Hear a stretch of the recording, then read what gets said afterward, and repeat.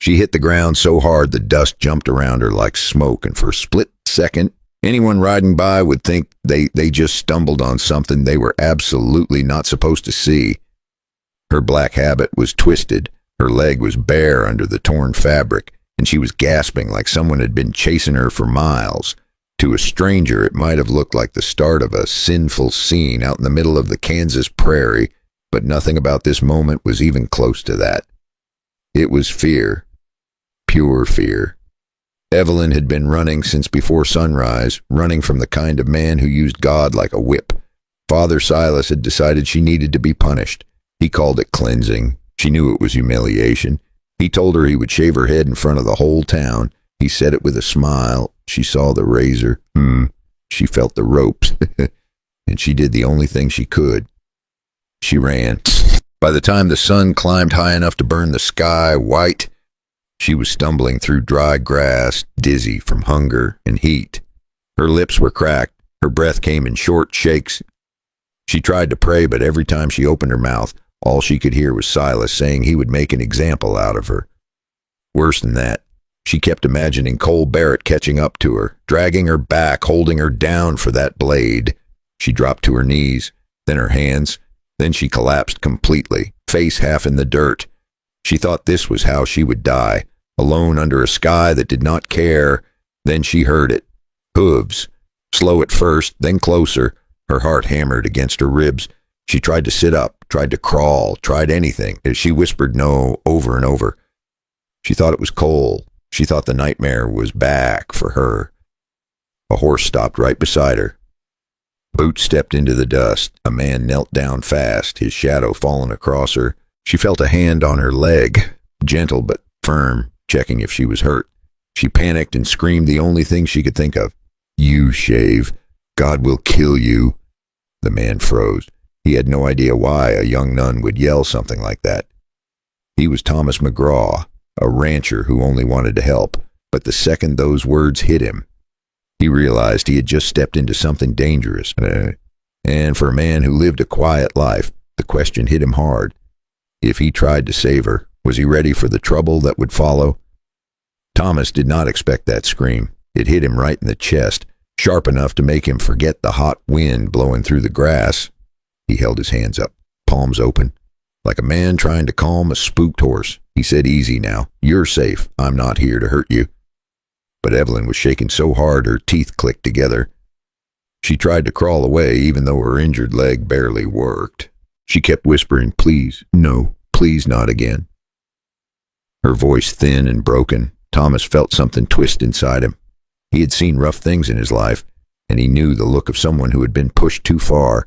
Whoever put that fear in her had done something real bad.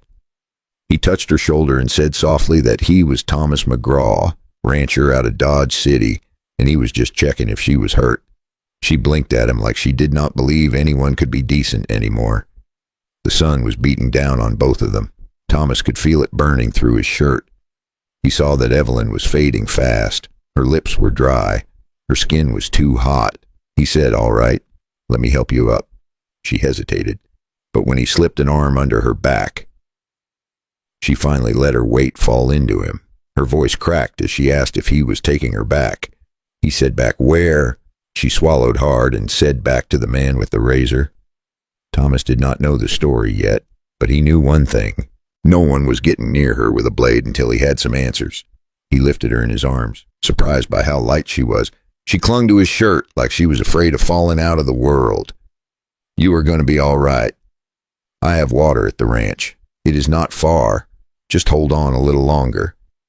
Evelyn finally managed to ask why he was helping her. Thomas gave a half smile and said, "Because a person ought to help when God puts someone helpless in their path." She stared at him, confused by his kindness. Then her eyes rolled a bit and she slumped forward. He caught her quick before she fell. He lifted her onto the saddle and climbed up behind her, holding her steady as the horse started moving toward his ranch. The prairie stretched out wide in front of them, hot and empty, but Thomas felt something heavy riding just behind them. A feeling that trouble was coming, a feeling he did not like one bit. And as the horse carried them away, a new question started forming in his mind. If he wanted to save her, what would he have to face next? The ride back to Thomas McGraw's ranch felt longer than it really was. Evelyn leaned against him, barely awake, every bump in the trail making her let out a faint sound. Thomas kept one arm around her so she would not slide off the saddle. He kept talking to her, gentle and steady, like a man trying to guide someone back from the edge. By the time he reached his land, the sun was dropping just enough to cool the air, and he thanked God for it. The ranch was simple. Thomas carried Evelyn inside and laid her on the spare bed. She looked even smaller under the dim light. Sweat clung to her hair. Her hands trembled. He gave her water. Slow sips, letting her catch her breath.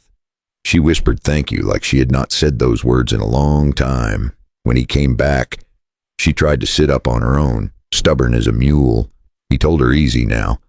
You do not need to prove anything.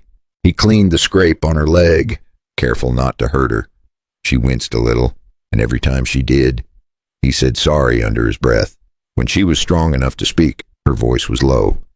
She told him almost everything, about Father Silas, about the razor, about the orders, about how she ran in the middle of the night. Thomas listened, his jaw tight. His hand paused on the cloth. He had seen crooked men before, but hearing a priest use God as a weapon made something old and angry wake up inside him. Later that evening, Evelyn tried to wash up at the pump behind the house. Thomas turned away to give her privacy but he still caught a glimpse of her trying to splash water on her face with shaking hands. He walked back inside, muttering that this whole thing was getting worse by the minute. He knew trouble was coming. You could sense it in the quiet, like the way animals go still before a storm. What he did not know was that one of those men had already crossed into his land and was watching the ranch from the tree line, waiting for night to settle. Before we go on, if you enjoy stories like this, you can tap subscribe so you do not miss the rest. And while you listen, grab a warm drink, settle in, and tell me what time it is where you are right now and where you are listening from. Morning came quiet on the McGraw Ranch, but it was the kind of quiet that made the back of a man's neck itch. Thomas stepped out on the porch with his coffee, looked over the pasture, and could not shake the feeling that something was watching the place. Inside, he could hear Evelyn moving around, careful and light, like she did not quite believe she was allowed to touch anything. She walked out a moment later, still in her dark habit, hair tucked away, but her face a little less pale. She thanked him again for the bed, the water, the bandage. Thomas shrugged it off, said any decent man would have done the same, but they both knew that was not always true.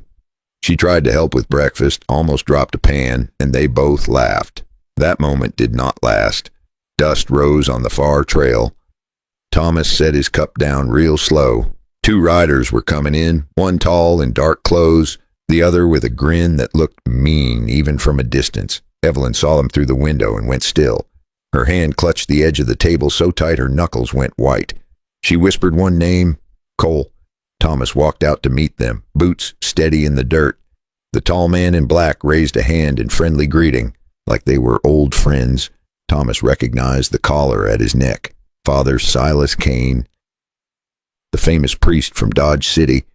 Father Silas smiled and said he had come for a lost sheep, a poor confused sister who had run away from her vows.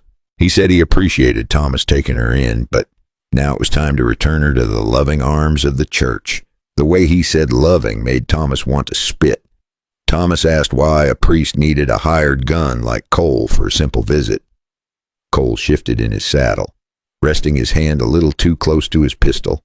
Silas smoothed it over, said sometimes the plains were not safe. Thomas stepped closer and said that from where he stood, the real danger had just arrived at his gate. Evelyn finally stepped out onto the porch, legs shaking. Silas looked at her like she was a piece of property. He told her to come along. The punishment was waiting, and the town was already expecting a show. That word made Thomas's jaw tighten. Things moved fast after that. Cole swung down from his horse and reached for Evelyn. Thomas grabbed his arm and yanked him back. Cole drove a fist straight into Thomas's face, hard enough to make his vision blur and his nose start bleeding. Thomas staggered, wiped the blood with the back of his hand, and for a heartbeat it looked like he might go down. Then Cole's second punch caught Thomas square in the ribs. He heard something crack and felt the air leave him, but he kept his feet. He answered with a short, hard hook that snapped Cole's head back and put him on one knee in the dirt. For a few seconds, it was just two angry men trading blows, boots sliding in the dust, their breathing turning rough and loud, until two nearby ranch hands rushed over from the road and pulled them apart.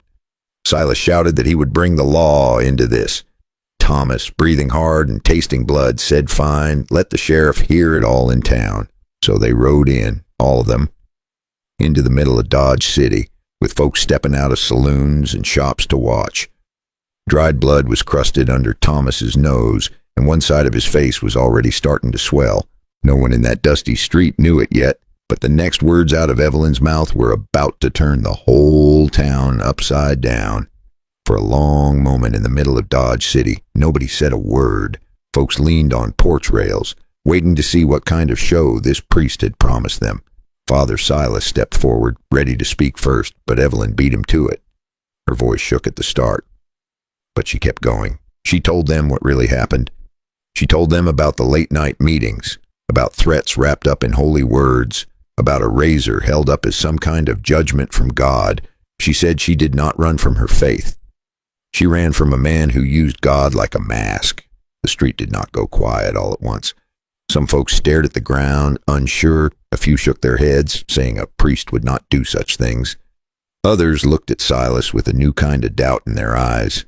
Then a widow near the back of the crowd spoke up, her voice rough from years of keeping things in.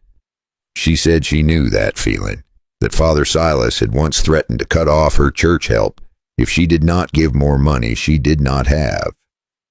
A storekeeper stepped forward next, saying he had seen Cole lean on folks behind the church more than once, pressing them hard while Silas watched from the doorway. The sheriff listened, eyes narrowing a little more with each word.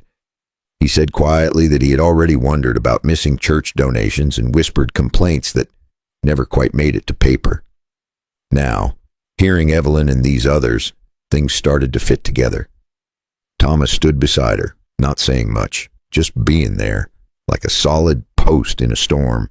When Cole tried to cut in and call her a liar, Thomas stepped up so close Cole had to look away.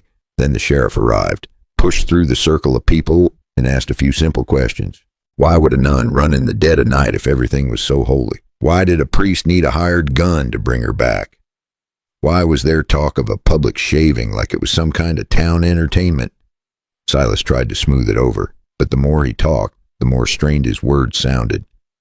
You could see something shifting in the crowd. Some folks crossed their arms. Some turned their backs.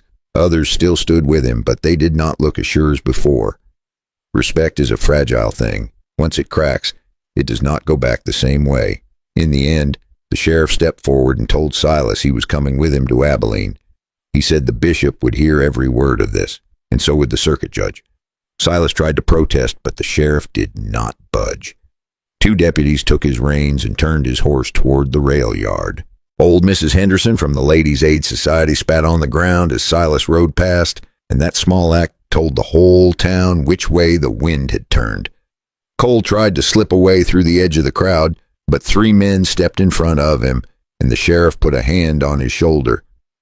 Cole was fined hard, his gun taken for a time, and warned that if he laid a hand on Evelyn or Thomas again, he would wake up in a cell. Or worse, word later came back that Silas had been sent off quiet to some far parish, his name whispered now with more suspicion than respect. Back at the ranch, the days turned quieter. One evening, Evelyn stood in front of a small mirror in Thomas's house. Thomas stood just outside the doorway, watching without a word, his eyes a little red, but dry. She took a pair of scissors and cut her own hair, not as punishment, not as a show, but as her choice. She laid the cut strands down and smiled for the first time in a long while. She told Thomas she still believed in God, but she was done letting broken men tell her how to live. Thomas cleared his throat and said, soft but steady, I ain't much of a church man, but I know the good book says to protect the weak. A man's got to answer for that much, at least. Time passed. She helped him with the herd, helped neighbors, became a kind of angel without a habit. Somewhere in all that work and all that healing, love settled in, not the fast kind, the steady kind, the kind that lasts, They married in a simple church with a different priest, and the town showed up to witness it. Years later, folks still told the story of the rancher who stood up to a priest and the young woman who found the courage to say the truth out loud. It asks a quiet question. What do you do when someone uses power to shame the weak? Do you look away, or do you plant your feet like Thomas did and say, I'm enough? If this story stirred something in you, go ahead and like the video and subscribe so you do not miss the next ride out west. And while you sit there with your coffee or your tea, tell me in the comments what time it is where you are right now and where you are listening from.